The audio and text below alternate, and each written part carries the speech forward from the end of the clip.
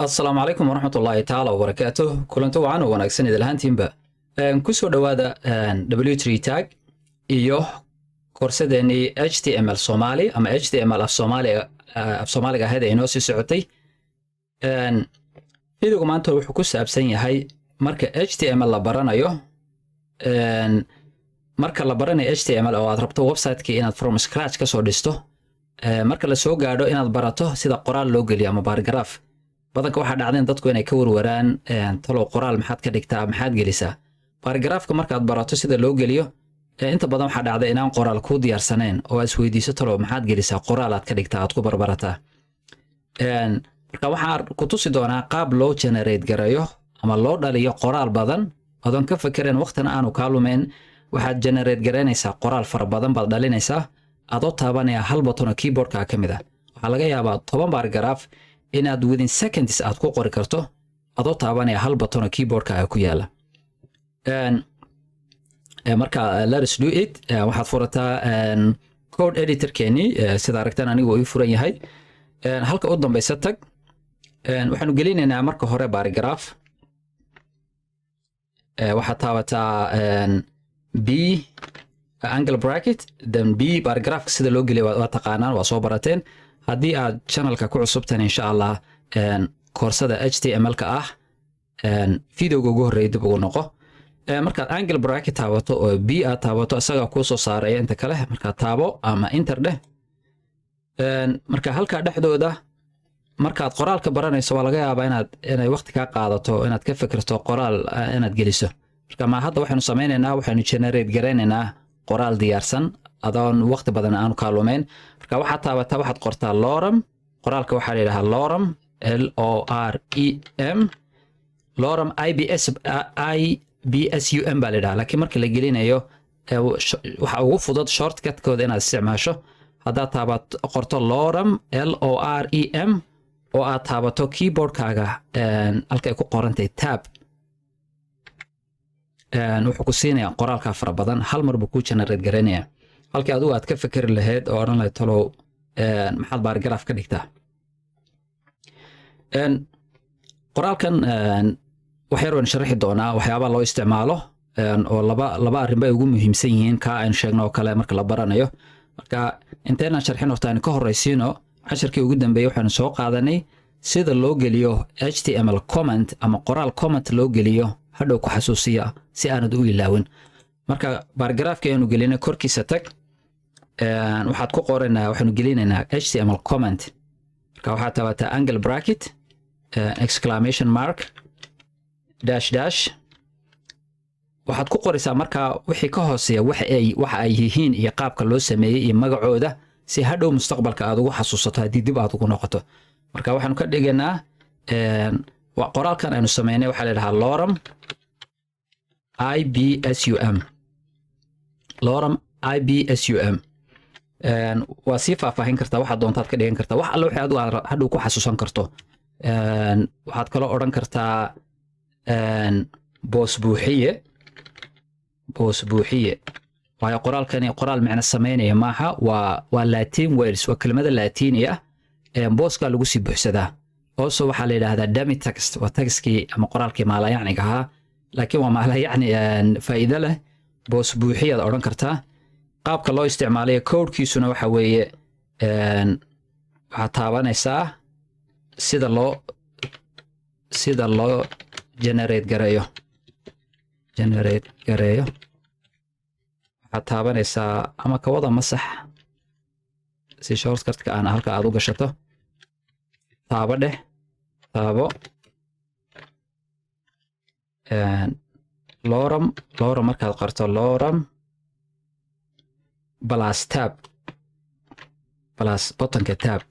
hadhow saad u xasuusata siduu ku soo baxay ama qoraalkan siduu ka yimi waa lorem plus tab. then soo xidh dash dash angle bracket. marka intaasna waa comment waa aynu soo qaadanay waxay ku xasuusinaysaa hadhow mustaqbalka markaad dib ugu noqoto waa tira waxaan qoraalkan muxuu yahay macnaha sameynay xaguu ka yimi goormaad gelisay. commentka ka sareeya markaad akhrido oo aan website-kaagana aan ka soo baxayn waxay ku xasuusinaysaa in qoraalkan uu boos buuxiye uu yahay qaabkii aad u samaysana markii waad xusan kartaa oo waxaad qortay lorem baad qortay then waxaad taabatay tab oo keyboardka ku yaala waxaan u malaynaa intaa waad fahanteen save garee website-keena eegno save dheh website-keena furo aniga uu ii furan yahay marka refresh dheh waa aragtaa qoraalka uu ka soo baxay waa qoraal fara badan oo laatiini ah oo macno badan aan samaynayn ujeedada loo isticmaalo dadka web developers way isticmaalaan masalan tusaale ahaan wasaaradda waxbarashada oo kale ayaad u shaqaysaa wasaaraddu berri ama wiiga soo socda waxa ay leeyihiin shir waxay ku yidhahdeen wasaaraddu waxay ku tidhi shirkaas wixii ka soo baxa ee war ah ama natiijada ka soo baxda u diyaargarow website-keena aad soo geliso marka si aad ugu diyaargarowdo oo code editor-kaaga aad u sii dhisato code editor-kaaga aan tago code editor-kaaga aad tegaysaa waa sii diyaarsanaysaa halkii paragraph-ka aad gelin lahayd waxaad qortay b paragraph-ka oo opening tag iyo closing tag sidii paragraph-ka loo qori jiray marka maadaama aanu nuqulkii saxda ah ama warkii saxda ah weli aanu ku soo gaadhin oo wasaaraddii aan weli shirkiba aan gelin si aad ugu sii diyaargarowdo qoraalkan waxaad isticmaalaysaa loo yaqaano lorem IBSUM qoraalkan aad sii gashanaysaa meesha oo boos buuxiye ah waxaa kaloo leedahay placeholder ama dummy text boosku kuu sii buuxinayaa qaab dhismeedkii website-kana wuu kuu sii saxayaa hadhow nuqulka saxda ama warka saxda macnaha samaynaya markaad heshana waad ku bedelaysaa un marka taasna waa loo isticmaalaa labada faa'iiduu leeyahay markaad wax baranayso wuu ku anfacayaa hadhow web developer haddaad noqotona iyadana wuu ku anfacayaa marka mar labaad aan ku celiyo oo aanu generate garana haddana paragraph kale waxaan samaynayaa paragraphkii fur angle bracket b marka code editor-ka kuu soo saaraya ku dhufo ama enter dheh halkaa dhexdiisa haddana waxaad qoraysaa lorem then waxaad taabanaysaa keyboardka buttonka ay tab ku qoran tahay waxa weeye gacantaada bidix ayuu ku yaalaa dhanka gacanta bidix waa aragtaa wuxuu ku soo saarayana paragraph kale marka iyana save garee website-keenii tag refresh garee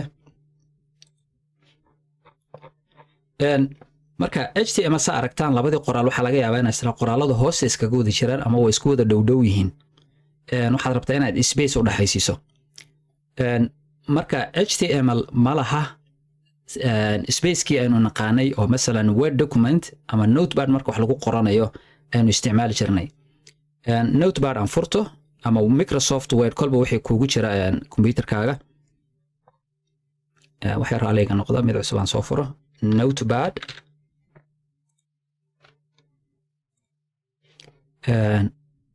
wax yar qoraalkan aan rabaa inaan koobiyeeyo si aan idin tuso control C copy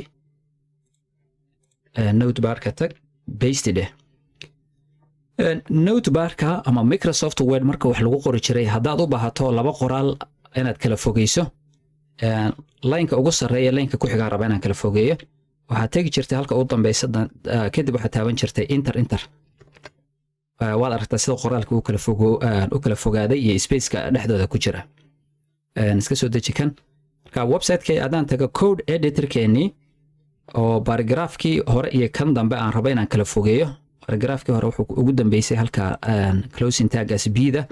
haddii aan idhaha enter 1 2 3 4 5 jeer baan enter taabtay marka waad aragtaa siduu kala fog yahay bal aan eega website-keenii inuu sidaasoo kale u kala fogaaday save garee horta control S website-keenii tag refresh dheh waad aragtaa weli wax isbedelay ma jiraan waa laga yaabaa inaad isweydiinayso tiraho 5 jeer baaban enter soo taabtay oo space-ka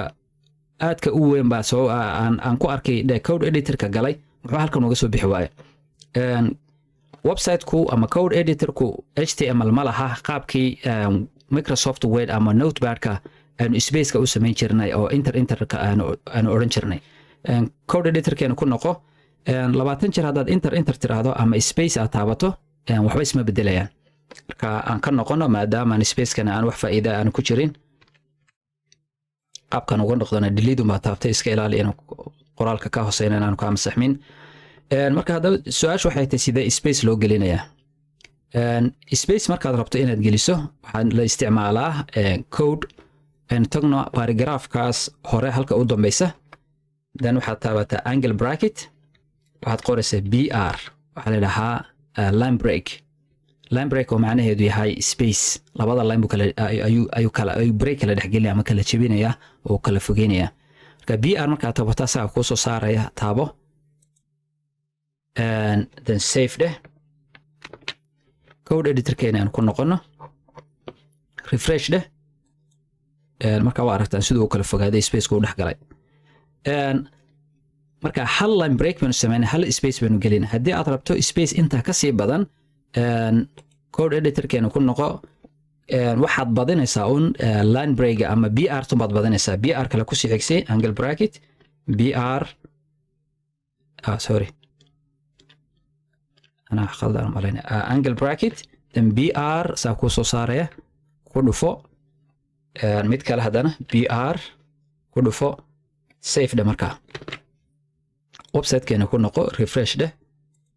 marka waa aragtaa the more aad br tab kale aad badiso space-kuna uu sii badanaya taasina waa qaabka loo geliyo website-kaaga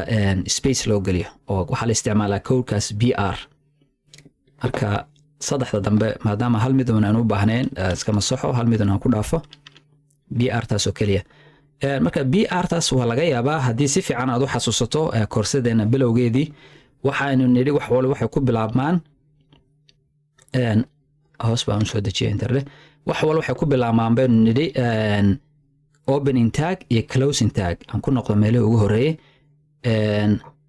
ama dhammaantoodba